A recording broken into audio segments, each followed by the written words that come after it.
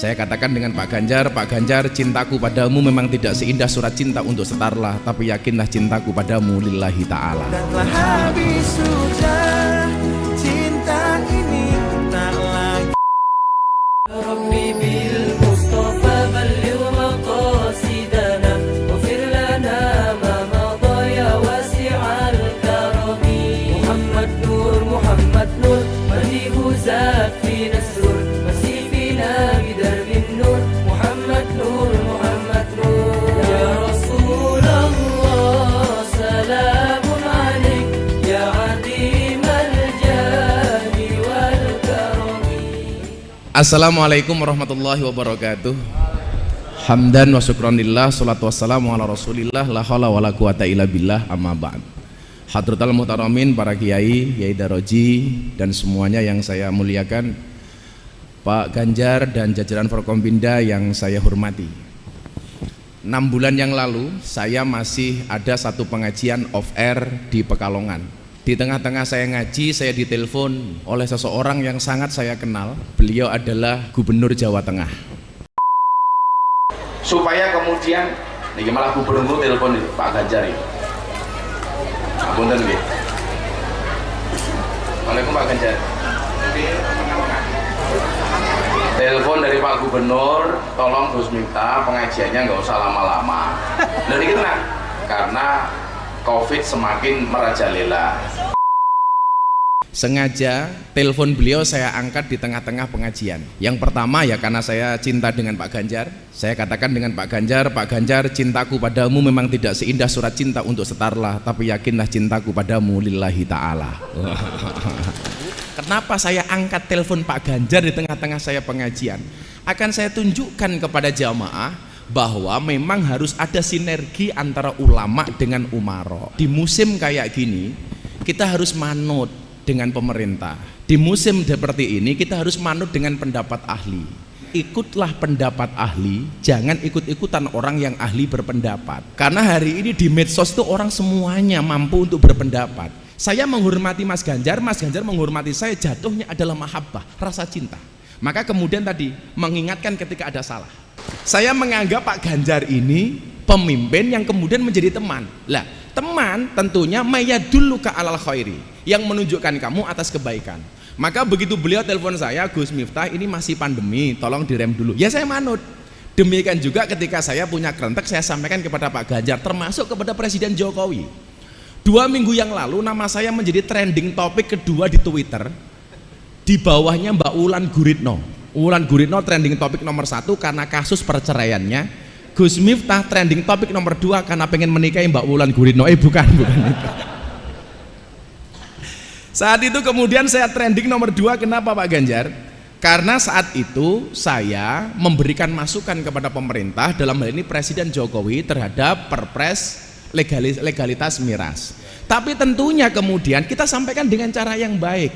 Karena model saya ini orangnya seneng guyon. Waktu itu saya bilang, Pak Presiden mohon ditinjau ulang. Kebetulan saat itu saya ditelepon sama Pak Kiai Said Agil Sirot.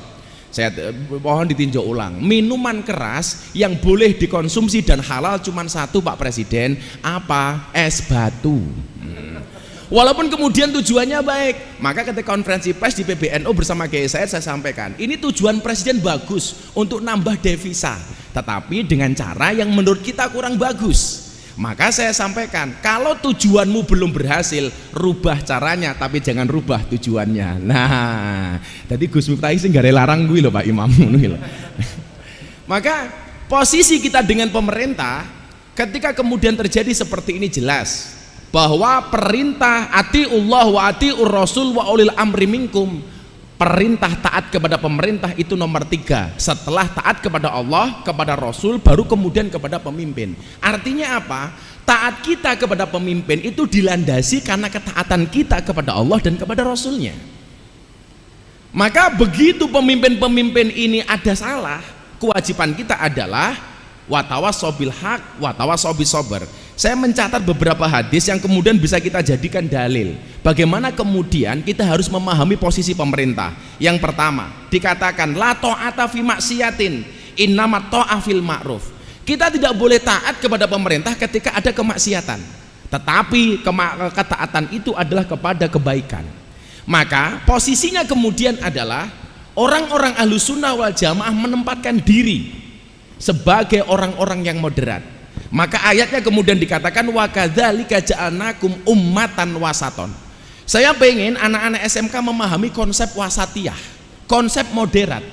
Kalau kemudian bahasa Pak Sigit di presisi itu adalah moderasi. Jadi istilah deradikalisasi Mas Ganjar di kepolisian hari ini diganti dengan istilah moderasi dengan bahasa yang lebih halus. Wa kadzalika ja'alnakum ummatan wasaton. Umat yang tengah-tengah. Dan luar biasanya ayat ini terletak tepat di tengah-tengah surat Al-Baqarah. Adik-adikku di SMK, Anda pahami kalimat ini, ummatan wasaton, umat yang moderat. Posisinya adalah bahwa Ahlussunnah wal Jamaah hadir di Indonesia dalam hal ini mohon maaf melalui Nahdlatul Ulama itu dengan dua agen dan dua agenda, dua misi. Misi pertama adalah misi keagamaan, kemudian misi kedua adalah misi kebangsaan. Misi keagamaan mensiarkan akidah Ahlussunnah wal Jamaah dan menjaga keberlangsungannya. Kemudian misi kebangsaan adalah menjaga kesatuan, menjaga negara kesatuan Republik Indonesia. Maka dalam sejarah Ahlussunnah nggak ada Mas Ganjar itu melawan pemerintah atau menjatuhkan pemerintah yang sah. Saya ulangi, dalam politik Ahlussunnah nggak ada istilah melawan dengan pemerintah yang sah, apalagi menjatuhkannya. Posisinya di mana? Ummatan wasaton. Apa yang kita lakukan? Pemerintah benar kita dukung, pemerintah salah kita kritik. Tentunya mengkritik dengan cara yang baik.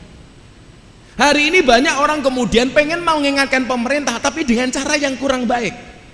Yang ada kemudian apa? Hari ini kalau orang itu senang dengan pemerintah, buruk sekalipun dianggap baik, tapi orang yang benci dengan pemerintah, baik sekalipun tetap dianggap buruk. Contoh, Covid datang, minta vaksin. Vaksin datang, minta sertifikasi halal. Sertifikasi dari MUI datang, minta presiden duluan. Presiden mau minta di live. Begitu di live katanya diedit. Jangan-jangan vaksinnya presiden beda dengan vaksin yang diberikan kepada rakyat. Maka saya bilang cangkemmu lo dul itu. Golek salah pemerintah tok. Tapi lucunya begitu ada bantuan baksos tentang vaksin, antri dhisik dhewe gitu. Nggak manut dengan kebijakan pemerintah, ada bantuan melayu dhisik dhewe. Tapi memang aneh Mas Ganjar, orang Indonesia itu aneh. Ada bansos untuk orang miskin, semua orang ngaku miskin. Ada bansos untuk UMKM, semua orang ngaku pengusaha kecil. Maka saya usul Pak Ganjar di Jawa Tengah, tolong dibuat bansos untuk orang gila. Pertanyaannya adalah banyak enggak yang ngaku gila? Maka disinilah kemudian anak-anakku di SMK tolong pahami konsep kebangsaan yang benar. Hari ini saya sampaikan ada 4 peta saya yang menggambarkan pola keberagamaan dan pola kebangsaan di Indonesia. Di Indonesia. Karena saya memang komitmen betul dengan pandangan-pandangan kebangsaan. Karena sebelum berangkat haji, Hadratus Syekh Mbah Maimun Zubair video call kepada saya, beliau berwasiat 2 hal.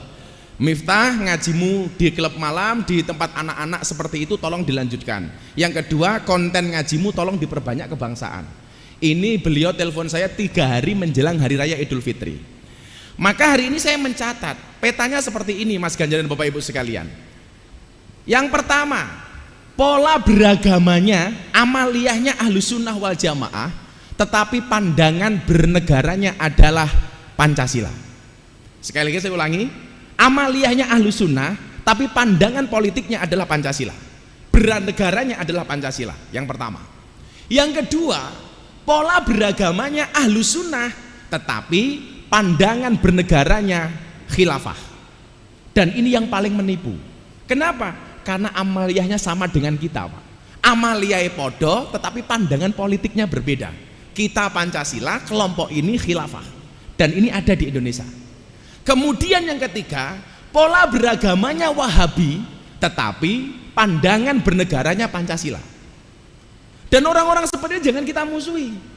Kalau kemudian kita berbeda soal amaliyah, dibolehkan kok. Kita berbeda amaliyah dengan orang Wahabi, boleh. Orang Wahabi beda dengan kita, boleh. Yang nggak boleh itu saling menjelekkan. Maka semalam saya pengajian orasi kebangsaan. Saya punya acara Pak Ganjar namanya orasi, obrolan realita dan masalah hati. Ini saya sampaikan di kafe-kafe. Konsepnya ada kafe buka, saya nggak ngaji, saya datang saja dengan protokol kesehatan, dengan terbatas, saya sampaikan soal kebangsaan. Saya sampaikan di Indonesia hari ini, kemudian ketika berbeda dianggap musuh. Tolong Anda orang Ahlus Sunnah jangan memusuhi orang Wahabi. Toh pandangan politik mereka masih Pancasila. Dan kita diperbolehkan untuk itu. Yang keempat, pahamnya Wahabi, beragamanya Wahabi, dan pandangan bernegaranya adalah khilafah. Kalau ini gampang banget untuk ditandai. Lah, sebenarnya yang paling ideal tinggal di Indonesia siapa? Ahlus Sunnah dan dia Pancasila. Dan yang paling menipu adalah nomor 2, Ahlus Sunnah tetapi pandangan politiknya adalah khilafah. Maka saya tekankan, ketika acara terakhir saya dengan Pak Ganjar, kebetulan Pak Ganjar waktu itu nggak bisa hadir, nggak bisa rawuh karena ada Mbak Puan menerima Dr. Honoris Causa. Saya kaget, ada seorang guru di Kudus yang mengatakan apa? Indonesia itu kalau mau baik menjadi negara seperti Arab Saudi yang menganut paham khilafah. Saya tanya sama dia, Bapak ASN? Iya. Bajunya seragamnya ASN. Waktu itu yang hadir ada Bu ya? ASN. Debat sama saya di atas panggung Pak. Anda ASN? Iya. Dari mana Anda punya data kalau Arab Saudi itu khilafah? Di sana kan dasarnya Al-Quran dan Al-Hadis, benderanya la ilaha illallah Muhammadur Rasulullah. Saya bilang, Mas, dolanmu kurang adoh, turumu kurang bengi, kopimu kurang pahit. Kenapa? Arab Saudi itu bukan negara khilafah, tapi negara al-mamlakah, kerajaan yang konsepnya beda dengan khilafah. Maka kemudian saat itu Mas Ganjar, saya ngelus dodone istri saya. Ya Allah, ASN masih ada yang berpaham khilafah. Maka hari ini saya sampaikan di depan Pak Gubernur, kalau ada ASN di Jawa Tengah, mbuh itu guru atau yang lainnya, dia berpandangan khilafah, saya sarankan kepada Pak Gubernur, ganti, copot, pecat. Kenapa? Karena itu gak sesuai dengan Pancasila. Maka adik-adik kemudian pahami, di musim pandemi seperti ini, orang takut mati itu menjadi tinggi. Makanya gara-gara takut mati, orang kemudian sadar untuk beragama. Jangan sampai kemudian adik-adik saya di SMA, adik-adik saya di SMK, Anda salah milih guru. Gus Miftah sering mengatakan apa? Orang yang salah pergaulan itu lebih gampang dinasehati daripada yang salah milih pengajian. Kalau saya kemudian menasehati dulu mbak-mbak saya di Sunan Kuning, ini wali yang paling menyenangkan, Sunan Kuning, dulu sebelum tutup, saya lebih gampang menasihati mereka daripada orang yang salah milih pengajian. Maka kemudian dicontohkan bagaimana kita milih guru yang tepat, seperti dicontohkan oleh Imam Asy-Syafi'i radhiyallahu an. Bagaimana kemudian beliau mencari guru yang tepat? Karena gurumu akan menentukan bagaimana nasibmu ke depan. Disitulah kenapa seorang Deddy Corbuzier milih masuk Islam melalui Gus Miftah. Karena waktu itu saya bilang, Mas Deddy, besok Islammu itu seperti apa tergantung pintu masuknya. Kalau pintu masuknya suka marah, maka Islam akan penuh dengan kemarahan. Kalau pintu masuknya keras, maka Islammu akan penuh dengan kekerasan. Tapi kalau pintu masuknya ramah, maka Islammu akan menjadi Islam yang ramah dan menyenangkan. Saat itu Mas Ganjar, dia telepon saya, Gus, tolong saya dibimbing masuk Islam. Sudah, kamu cari guru yang lain saja. Toh teman kamu ustadz banyak. Kalau kamu pengen Islam di Istiqlal, saya teleponkan Profesor Nazarudin. Kalau mau di mana, saya silahkan. Tapi dia nggak mau Mas. Dengan mengatakan apa? Gus Miftah dulu pernah bilang sama saya, besok Islam saya seperti apa tergantung pintu masuknya. Dan saya pengen masuk Islam melalui pintu yang ramah. Dan kalau saya harus masuk Islam melalui pintu yang ramah, this is you, not others. 2 minggu yang lalu Mas Ganjar, sebulan yang lalu saya diundang di acara Kick Andy. Salah satu bintang tamunya saya, dan salah satunya lagi adalah seorang, mohon maaf, mantan pendeta dari Semarang. Selesai acara, beliau seorang rohaniawan, jadi tersangka-tersangka terpidana mati di Nusa Kambangan, kalau mau dieksekusi beliau yang membimbing. Selesai acara Pak Imam, saya diminta nomor HP. Gus Miftah boleh nggak saya minta nomor HP-nya? Kenapa? Saya tertarik dengan Islamnya Gus Miftah. Saya tertarik dengan kemudian penyampaian Gus Miftah terhadap Islam yang ramah dan menyenangkan. Boleh nggak saya minta nomor HP-nya? Saya kasih, beliau WA saya. 2 minggu kemudian saya disamperin ke hotel. Beliau mengatakan apa sama saya? Kalau Gus Miftah bisa menjawab pertanyaan saya masuk Islam. Tak marahin, jangan masuk Islam Bu. Kenapa? Jadi orang Islam itu berat Ferguson, berat. Cukup aku saja, kamu gak akan kuat. Tapi ternyata dia ngeyel Mas. Akhirnya dia bertanya satu pertanyaan. Pertanyaan beliau waktu itu adalah, dari mana Gus Miftah yakin yang dipotong oleh Ibrahim itu lehernya Ismail bukan Ishak? Dari mana Anda bisa meyakini? Karena dalam Al-Quran itu nggak ada nama Ismail di situ, yang dipotong Ismail. Dari mana Anda meyakini? Kalau Gus Miftah bisa meyakinkan saya bahwa yang dipotong itu adalah Ismail dengan dalil yang tepat, saya masuk Islam. Saya terangkan 20 menit, akhirnya dia mengatakan ini yang sari jawabannya, dan saya menyatakan masuk Islam. Saya pengen kemudian Islam itu digambarkan dengan yang menyenangkan. Maka saya mengatakan orang non-Islam itu tidak melihat Quranmu, tidak melihat hadismu, tidak melihat kitab sucimu, tetapi orang non-Islam melihat akhlak dan perbuatanmu. Kalau kamu pengen mengatakan Islam ini agama yang baik, tunjukkan akhlak dan perbuatanmu yang baik. Saya dapat tamu di TV, ketika saya ada bintang tamu, ada bule masuk dari Islandia, umur 22 tahun. Begitu tahu saya pakai belangkon seperti ini, menurut dia pakaian yang aneh, dia tanya, "Who are you? Kamu siapa?" Saya jawab, "Ustadz," dia tidak paham. Akhirnya saya sampaikan, "Muslim teachers." Baru kemudian dia ngeh. Kemudian saya tanya, "And you?" "I am Audur Linda from Iceland." Saya tanya, "Agama kamu apa?" "Before I am Christian and now I am atheist." Saya bilang, "Kenapa kamu menjadi orang ateis?" "Because God is nothing." Tuhan itu nggak ada. Religion is fiction. Agama itu hanya fiksi. We are believe in science. Kita hanya percaya dengan ilmu pengetahuan. Diskusi sama saya Mas, karena saya keburu mau syuting, dia tanya, "Kenapa sih dalam Islam perempuan kok harus berjilbab? Kenapa kemudian kita bersentuhan dengan perempuan dalam Islam kok dilarang dan lain sebagainya? Tolong Anda jawab sama saya." Akhirnya saya sampaikan, "Kamu tinggal di mana?" "Iceland." "Tahu nggak GBR, Great Britannia, Inggris?" "Ya." "Di sana punya ratu namanya siapa?" "Ratu Elizabeth." Pertanyaan saya, bisa nggak orang-orang awam di Inggris untuk berdekatan dengan Ratu Elizabeth? Nggak bisa, dia ratu, dia orang terhormat, kita nggak boleh berdekatan dengan beliau, apalagi bersentuhan dengan beliau. Saya sampaikan kepada Audur Linda, dan posisi wanita dalam Islam terhormat, bahkan lebih terhormat daripada posisi Ratu Elizabeth. Itulah kenapa Islam melarang kami untuk bersentuhan dengan perempuan. Langsung dia bilang apa Mas? "This is so amazing for me. Sorry, I will to be a Muslim." Saat itu langsung saya syahadatkan seorang ateis dalam waktu 10 menit Mas. Bisa dicek di Instagram saya. Maka yang pengen saya sampaikan apa? Adik-adikku, tolong carilah guru yang ramah. Jangan guru yang suka marah-marah. Carilah guru yang menyenangkan. Jangan yang menakutkan. Karena konsep agama ini akan diterima oleh masyarakat ketika agama ini disampaikan dengan cara yang menyenangkan. Sama halnya hari ini pandemi Mas Imam, orang-orang takut akan mati. Bagaimana kemudian mereka lupa diuji oleh Allah dalam Al-Baqarah 255, "Walanabluwannakum bisyai'im minal khauf" ila akhiril ayat. Maka kemudian yang terjadi apa? Mereka mencari guru. Maka di saat mencari guru seperti ini, tolong Anda cari guru yang tepat. Sebagaimana Imam Syafi'i, kalau kemudian hari ini kita dituntut untuk taat kepada pemerintah dan kita melakukan itu, demikian juga sebagai seorang murid, tolong Anda mencari guru yang tepat dan taati gurumu. Kenapa kemudian harus mencari guru yang tepat? Karena salah satu syarat ilmu itu bisa masuk ke dalam sanubari kita manakala ada ketaatan dari seorang murid kepada guru. Yang terjadi akhirnya apa? Rasa mahabbah. Rakyat mahabbah kepada pemimpinnya, murid mahabbah kepada gurunya. Kemudian timbal baliknya adalah pemerintah mahabbah kepada rakyatnya, guru mahabbah kepada muridnya. Maka dikatakan aradallah ang takuna mahbuban la muhibban. Allah mengendaki kalian menjadi orang yang tidak hanya mencintai tapi juga dicintai. Saya ingin cerita Mas Ganjar, bagaimana kemudian kedekatan Imam Syafi'i kepada gurunya yang namanya Imam Malik. Imam Syafi'i dan Imam Malik ini banyak perbedaan, tetapi mereka saling menghormati. Maka kemarin rame-ramenya saya ditanya, bagaimana Gus memahamkan masyarakat terhadap posisi Habib? Apakah Habib itu harus kita taati semuanya?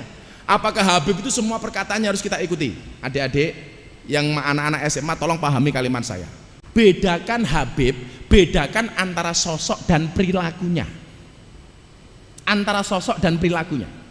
Sosoknya Habib zuriyahnya Kanjeng Nabi wajib untuk dihormati, tetapi perilakunya tidak harus ditaati. Maka saya nggak mau ada istilah kriminalisasi Habib, nggak ada kriminalisasi ulama, karena hukum itu yang dilihat bukan sosoknya tetapi perilakunya. Kalau perilakunya salah maka harus ada proses hukum. Sosoknya bisa siapa? Ya bisa Habib, bisa kiai, bisa pejabat.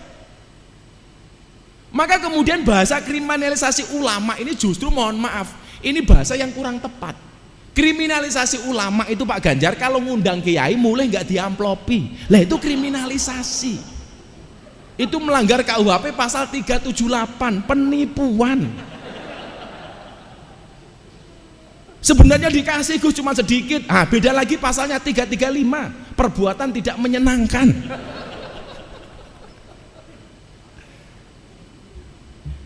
Saya sampaikan bagaimana kemudian seorang Syafi'i menghormati gurunya walaupun berbeda pendapat.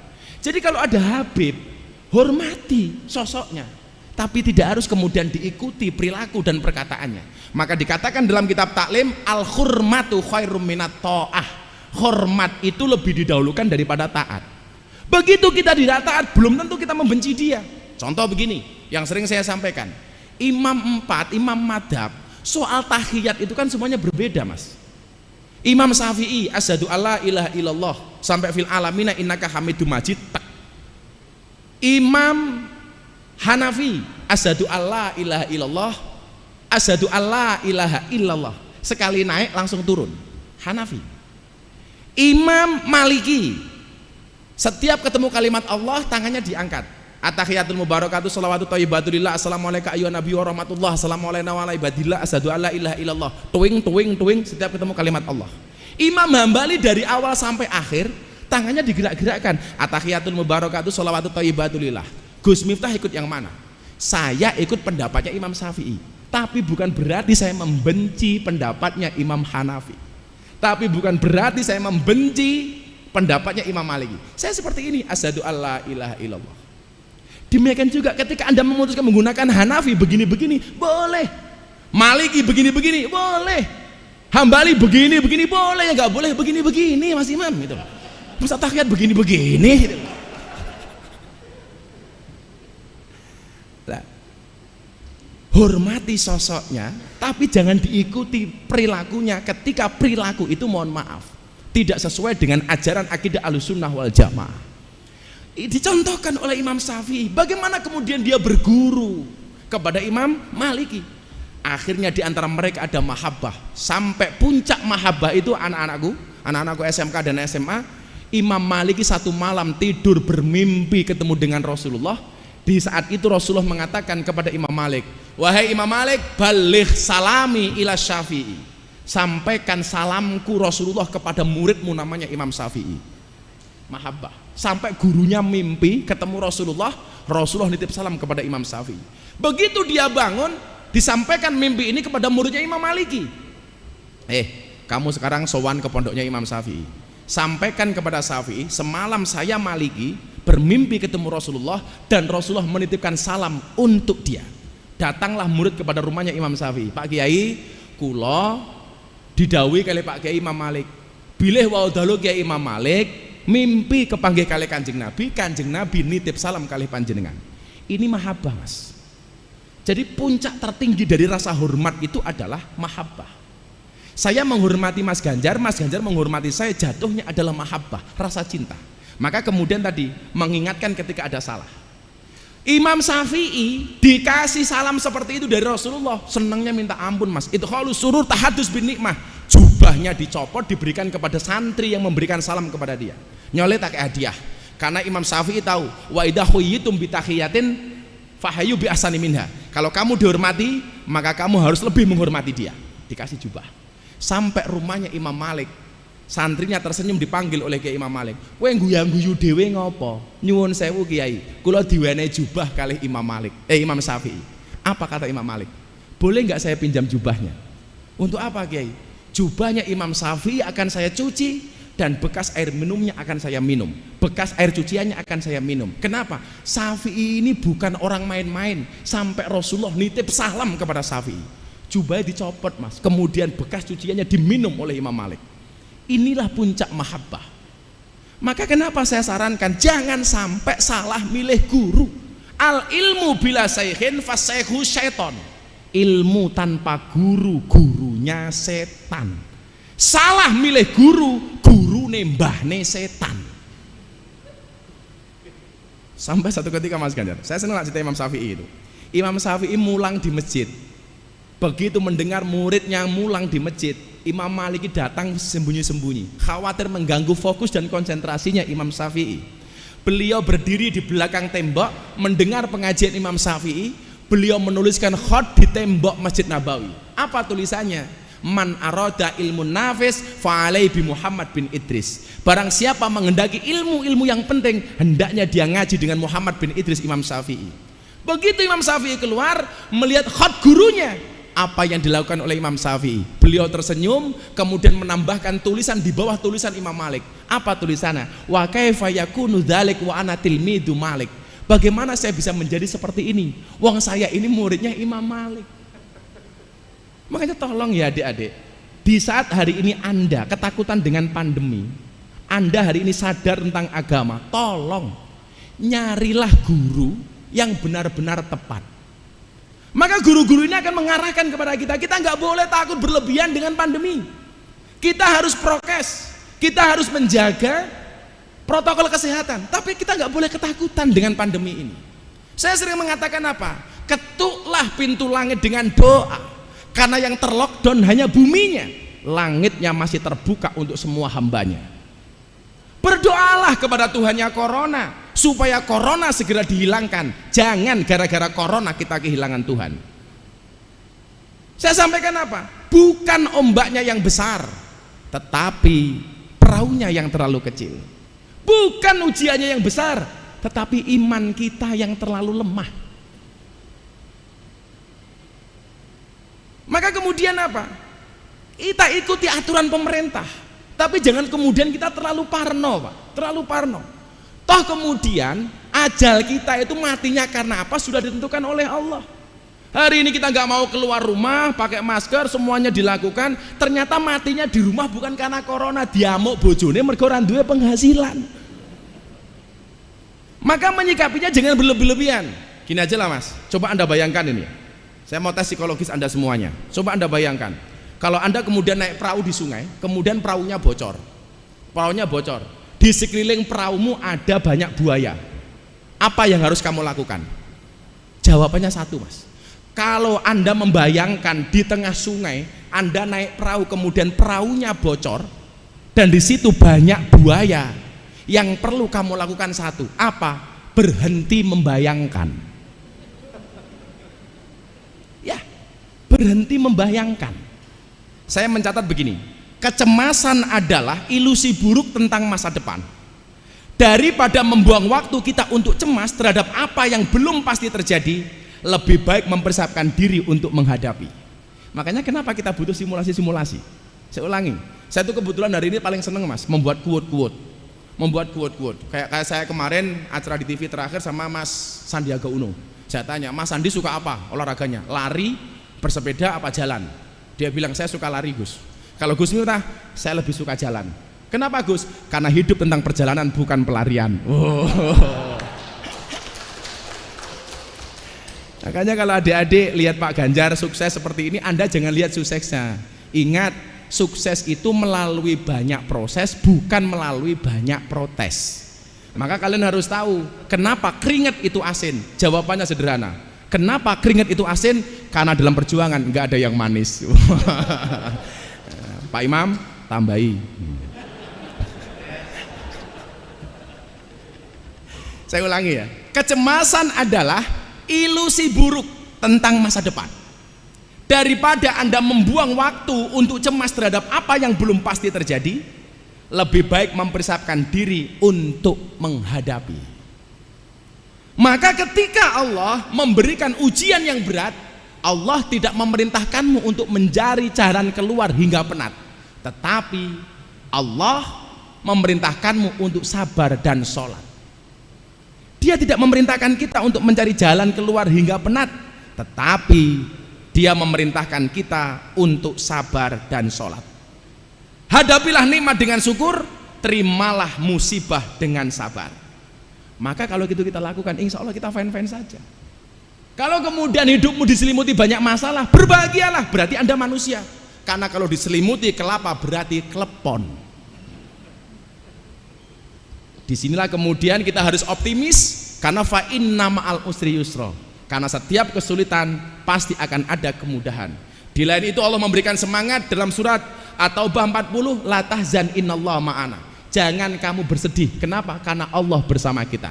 Lebih dari itu dikatakan la yukallifullah nafsan illa wus'aha. Allah tidak memberikan beban melebihi batas kemampuan kita. Ingat, kesedihan itu akan membesar ketika diomongkan, tapi kesedihan itu akan semakin mengecil ketika dirahasiakan. Kita contoh akhlaknya Rasulullah. Rasulullah itu kalau senang ngomong, kalau susah diem. Warganya Pak Ganjar sebaliknya, kalau seneng diam, kalau susah ngomong. Lan duwe duit meneng, ran duwe duit bengok-bengok. Wonge ya teko.